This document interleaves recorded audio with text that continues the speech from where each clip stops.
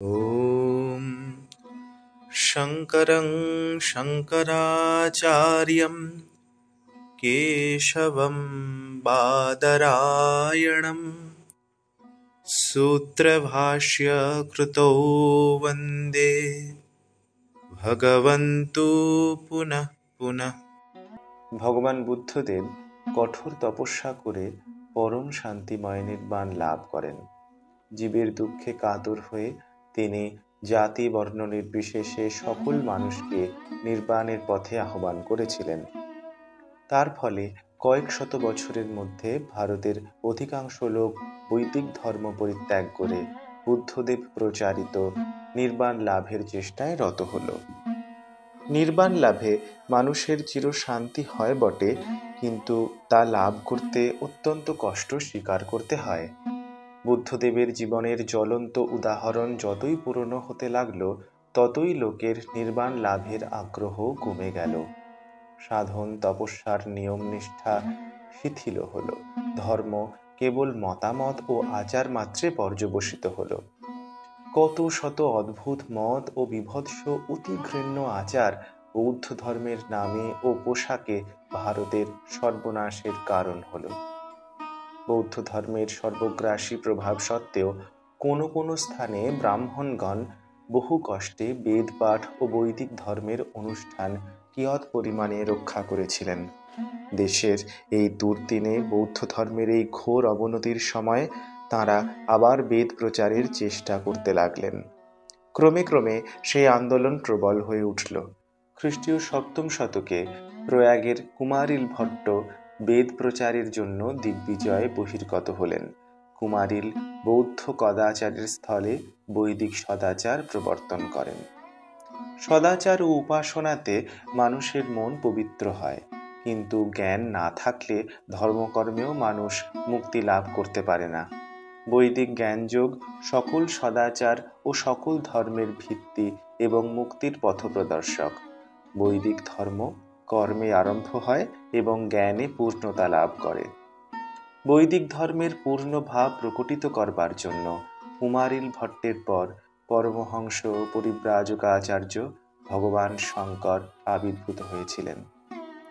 খ্রিস্টীয় সপ্তম শতকে মালাবারে কালাডি গ্রামের নম্বরী ব্রাহ্মণ বংশে শিবগুরু নামে এক নিষ্ঠাবান ব্রাহ্মণ এবং তার পত্নী বিশিষ্টা দেবীর গৃহে দেবাদিদেব মহাদেবের আশীর্বাদে আচার্য শঙ্করের আবির্ভাব হয়। সেদিন ৬০৮ শকাব্দের ১২ই বৈশাখ শুক্লা পঞ্চমী তিথি। শঙ্করের আবির্ভাবের পূর্বে তাঁর গর্ভধারিণী বিশিষ্টা দেবী স্বপ্নে দেবাদিদেবের দর্শন পান। মহাদেব বিশিষ্টা দেবীকে বলেন তিনি স্বয়ং তাঁদের পুত্ররূপে জন্মগ্রহণ করবেন। সেই পুত্র হবেন সর্বজ্ঞ কিন্তু স্বল্পায়ু। শঙ্কর অতি শিশুকালেই অমানসিক প্রতিভার পরিচয় দিলেন। ১ বছর পূর্ণ হতে না হতে মাতৃভাষায় সকলের ন্যায় কথাবার্তা বলতে লাগলেন। ২-৩ বছর বয়সে পিতামাতার মুখে পুরাণের গল্প শুনে অবিকল পুনরাবৃত্তি করতে সমর্থ হলেন। তিনি ছিলেন শ্রুতিধর, যা শুনতেন তাই মনে রাখতে পারতেন। তাঁর ৩ বছর বয়স পূর্ণ হবার পূর্বেই শিবগুরু দেহত্যাগ করলেন। ৫ বছর বয়সে উপনয়নের পর শঙ্কর বেদ পাঠের জন্য গুরুগৃহে প্রেরিত হন।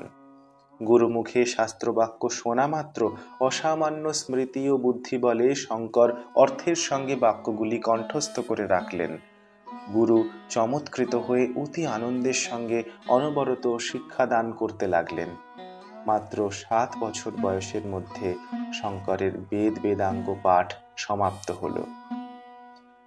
ইতিমধ্যে একদিন কয়েকজন জ্যোতির্বিদ পণ্ডিত শঙ্করের কোষ্ঠী গণনা করে জানালেন যে শঙ্করের আয়ু মাত্র ৮ বছর, তবে তপস্যায় আরও ৮ বছর বর্ধিত হতে পারে।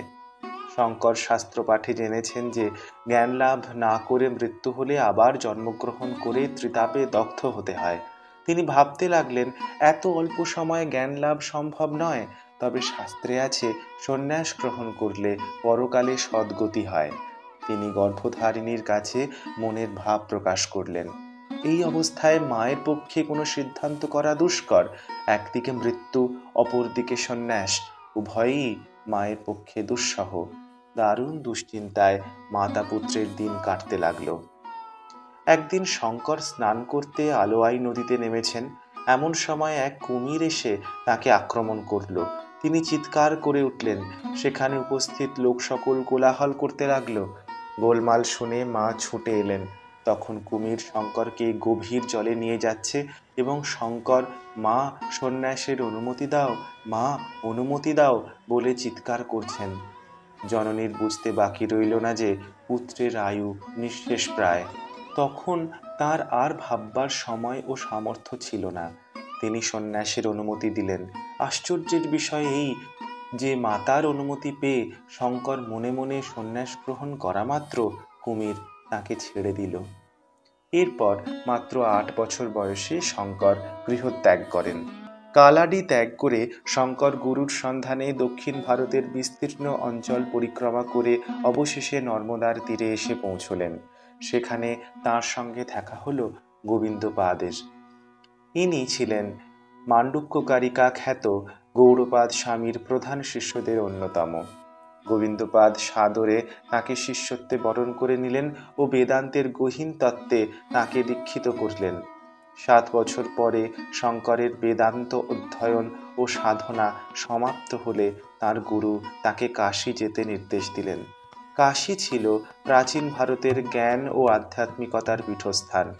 গুরু বললেন যে শঙ্কর যেন সেখানে গিয়ে ব্রহ্মসূত্র, উপনিষদ ও ভগবদ্ গীতার উপর ভাষ্য রচনা করে অদ্বৈত বেদান্তের শিক্ষা সম্প্রচার করেন। গুরুর নির্দেশ অনুযায়ী তিনি কাশী গেলেন এবং খুব অল্প সময়ের মধ্যেই বেদান্ত শাস্ত্রের প্রধান প্রবক্তা রূপে প্রতিষ্ঠিত হলেন। শঙ্কর বহু বিতর্ক সভায় বিজয়ী হলেন এবং তার কাছে বহু শিষ্যের সমাগম হল। তাদের মধ্যে প্রধান ছিলেন পদ্মপাদ, হস্তামলক এবং তোটক। এইভাবে মাত্র ১৬ বছর বয়সে শঙ্কর বারাণসীতে নিজেকে এক মহান দার্শনিক রূপে প্রতিষ্ঠিত করেন। কাশীতে নিজেকে বেদান্তের অজেয় প্রবক্তা হিসেবে প্রতিষ্ঠিত করবার পর শঙ্কর সুবিশাল এই ভারতে এক দিগ্বিজয় যাত্রা শুরু করলেন। এটির উদ্দেশ্য ছিল আধ্যাত্মিক বিজয়। তিনি যখন ব্রহ্মসূত্র ভাষ্য রচনা করছিলেন তখন স্বয়ং বেদব্যাস তাঁকে স্বপ্নে এই বিষয়ে বিশেষ নির্দেশ দেন এবং আরও ১৬ বছর আয়ু প্রদান করেন। শঙ্কর যেখানেই গেলেন সেখানেই অন্যান্য খ্যাতনামা পণ্ডিতগণ যারা ভিন্ন দর্শনে বিশ্বাসী ছিলেন তাদের সঙ্গে তর্কযুদ্ধে বিজয়ী হলেন। তিনি সুদৃঢ় ভিত্তির ওপর অদ্বৈত বেদান্তকে প্রতিষ্ঠিত করলেন। তার অগাধ পাণ্ডিত্য, তর্কে পারদর্শিতা ও আধ্যাত্মিক দূরদৃষ্টির সামনে কেউ দাঁড়াতে পারল না। এগুলির মধ্যে সবচেয়ে গুরুত্বপূর্ণ ছিল মণ্ডন মিশ্রের সঙ্গে তাঁর তর্কযুদ্ধ। মণ্ডন মিশ্র ছিলেন কুমারিল ভট্টের শিষ্য এবং বৈদিক কর্মকাণ্ডের একনিষ্ঠ অধিবক্তা। সেই সময়ে হিন্দু ধর্মে বেদের কর্মকাণ্ডের খুব বেশি প্রভাব ছিল। তার কারণ ছিল কুমারিল ভট্ট এবং মণ্ডন মিশ্রের মতন দার্শনিক নেতা ও ধর্ম বিশারদদের প্রভাব। জ্ঞানকাণ্ডের সত্যকে প্রতিষ্ঠা করার জন্য এই দুই মহাপণ্ডিতকে তর্কে পরাজিত করে বিজয়ী হওয়া শঙ্করের পক্ষে অপরিহার্য ছিল। সেই সময় কুমারিল ভট্ট অগ্নিপ্রবেশ করেছিলেন, তাই কুমারিল ভট্ট নিজে তর্কসভায় যোগ দিতে অপরাগ হওয়ায় তিনি বেদান্তি শঙ্করকে তাঁর শিষ্য মণ্ডন মিশ্রের সঙ্গে দেখা করে তর্ক করতে বলেন। তিনি এও বলেন যে ওই তর্কের বিচারক হবেন উভয় ভারতী মণ্ডন মিশ্রের বিদুষী স্ত্রী, যিনি দেবী সরস্বতীর অবতার। বহুদিন ধরে তর্ক চলার পর মণ্ডন মিশ্র পরাজয় স্বীকার করে নেন। অতঃপর মণ্ডন মিশ্র সন্ন্যাস গ্রহণ করলেন ও তাঁর নাম হল সুরেশ্বর আচার্য। এই জয় শঙ্করের বিজয় অভিযানে এক নতুন মাত্রা এনে দিল। শ্রী শঙ্কর ও তাঁর শিষ্যেরা সারা দেশে ঘুরে বেদান্ত প্রচার করলেন এবং ধর্মের নামে যে আপত্তিকর আচারগুলির প্রচলন ছিল সেগুলিকে শুদ্ধ করলেন। তিনি 4 জায়গায় মঠ প্রতিষ্ঠা করেন: দক্ষিণে শৃঙ্গেরি, উত্তরে বদ্রী, পশ্চিমে দ্বারকা এবং পূর্বে পুরীতে জগন্নাথ ধাম। বলা হয় যে কাঞ্চিতেও তিনি একটি মঠ প্রতিষ্ঠা করেছিলেন, যার নাম কামকোটি মঠ। শঙ্করাচার্য সুরেশ্বরাচার্যকে শৃঙ্গেরি মঠের দায়িত্ব দেন দ্বারকার দায়িত্ব দেন শ্রী পদ্মপাদকে, বদ্রীর দায়িত্ব পান তোটক এবং পুরীর দায়িত্ব পান হস্তামলক। এই মঠ প্রতিষ্ঠা করা থেকে যা সূচিত হয় তা হল শঙ্কর ভারতের ভৌগোলিক ও আধ্যাত্মিক একত্ব উপলব্ধি করেছিলেন। ভারতের যে সমস্ত পবিত্র মন্দিরগুলি তাঁর সাংস্কৃতিক ঐতিহ্যের পীঠস্থান, সেই সব মন্দির শঙ্কর দর্শন করেন, সেগুলির পূজা পদ্ধতির সংস্কার সাধন করেন এবং বেশ কয়েকটিতে শ্রীচক্র প্রতিষ্ঠা করেন। তার মধ্যে কাঞ্চির সমাক্ষী মন্দির, বদ্রীর নরনারায়ণ মন্দির, নেপালের গুজ্জেশ্বরী মন্দির ইত্যাদি উল্লেখযোগ্য। গণেশাদি পঞ্চদেবতার পূজার প্রবর্তনও শঙ্করের অন্যতম প্রধান কীর্তি। শঙ্কর মূলত অদ্বৈত তত্ত্ব প্রচার করলেও বিভিন্ন দেবদেবী বিষয়ক সুললিত স্তোত্রাদিও তিনি রচনা করেন। বিভিন্ন দেব বিগ্রহ তিনি ভারতবর্ষের বিভিন্ন স্থানে প্রতিষ্ঠা করেন। এই পরমহংস পরিব্রাজকাচার্য কাশ্মীরের বিদগ্ধ পণ্ডিতদের পরাজিত করে তাঁর বিজয় অভিযানের রাজ শিরোপা লাভ করেন। তিনি সমগ্র বিশ্বে তাঁর পাণ্ডিত্য ও তৎকালের সকল বিদ্যা বিষয়ে তাঁর সংশয়াতীত আধিপত্যের জন্য স্বীকৃত হন। শেষবার তিনি যখন নেপালে যান, সেখানে শ্রী দত্তাত্রেয়ের দিব্য মানস দর্শন লাভ করেন। এরপর তিনি কেদারনাথে যান এবং সেখানে 32 বছর বয়সে সশরীরে দেহত্যাগ করেন। ঔপনিষদিক দর্শনের যুক্তি ও বিজ্ঞানসম্মত ব্যাখ্যার দ্বারা শঙ্কর হিন্দু ধর্মের সৌধ রচনা করেন। সেই শক্তিতে ইতিহাসের সকল উত্থান পতনের মুখোমুখি হয়েও সনাতন ধর্ম আজও মাথা তুলে দাঁড়িয়ে আছে। ঋষি পরম্পরার যে মহান ঐতিহ্য, শঙ্কর তার প্রতীক এবং তার ভাষ্যকার। শঙ্কর বলেন যে মানুষ সম্পূর্ণ নয় বা এটি পরম অবস্থা নয়, তার মধ্যে দিব্য শক্তি বর্তমান। আত্মসচেতন বিবর্তনের দ্বারা তাকে আবিষ্কার করতে হবে। অদ্বৈত মতে আমাদের সবার মধ্যে শান্তি, পরিপূর্ণতা ও আনন্দের রাজ্য বিরাজ করছে। আমাদের সেটি উপলব্ধি করতে হবে। যেসব মহামানবেরা মানব জাতির কল্যাণ সাধন করেছেন, শঙ্কর তাঁদের অন্যতম। তিনি যে অদ্বৈত দর্শন প্রতিষ্ঠা করেন তা বেদের সার এবং আনন্দ ও অমৃতত্বের পথপ্রদর্শক। বর্ণাশ্রম ধর্মের সুনিয়ন্ত্রিত ব্যবস্থাপক রূপে সমাজ জীবনে শঙ্কর বিশেষ ভূমিকা পালন করেন। তিনি সন্ন্যাসীদের দশনামী সম্প্রদায়ের প্রবর্তন করেন। শ্রীরামকৃষ্ণের সন্ন্যাসগুরু শ্রীমৎ তোতাপুরীজি ছিলেন এই দশনামী সম্প্রদায়ের অন্তর্ভুক্ত পুরী সম্প্রদায়ের সন্ন্যাসী। সেই সূত্রে রামকৃষ্ণ সংঘের সকল সাধু পুরী সম্প্রদায়ভুক্ত। প্রসঙ্গত উল্লেখ্য, শ্রী চৈতন্য মহাপ্রভুর দীক্ষাগুরুও ছিলেন এই পুরী সম্প্রদায়েরই অন্তর্ভুক্ত সন্ন্যাসী শ্রী ঈশ্বর পুরীজি এবং সন্ন্যাসগুরু ছিলেন দশনামী সম্প্রদায়ের অন্তর্ভুক্ত ভারতী সম্প্রদায়ভুক্ত সন্ন্যাসী শ্রী কেশব ভারতীজি। সেই জন্য গৌরাঙ্গ মহাপ্রভুর সন্ন্যাস নাম শ্রীকৃষ্ণ চৈতন্য ভারতী। শ্রী শ্রী রামকৃষ্ণ কথামৃত পাঠে দেখা যায়, শ্রীরামকৃষ্ণ বহুস্থলে এই অদ্বৈত তত্ত্ব সম্বন্ধে সবিশেষ আলোচনা করছেন। ঠাকুর বলছেন, অদ্বৈত জ্ঞান আঁচলে বেঁধে যা খুশি তাই করো। অদ্বৈত তত্ত্বে প্রতিষ্ঠিত হয়েই শ্রী মা সারদা দেবী বলেছিলেন, জপ করতে করতে দেখবে তোমার মাঝেও যিনি, আমার মাঝেও তিনি, এবং দুলে বাগদি ডোমের মাঝেও তিনি।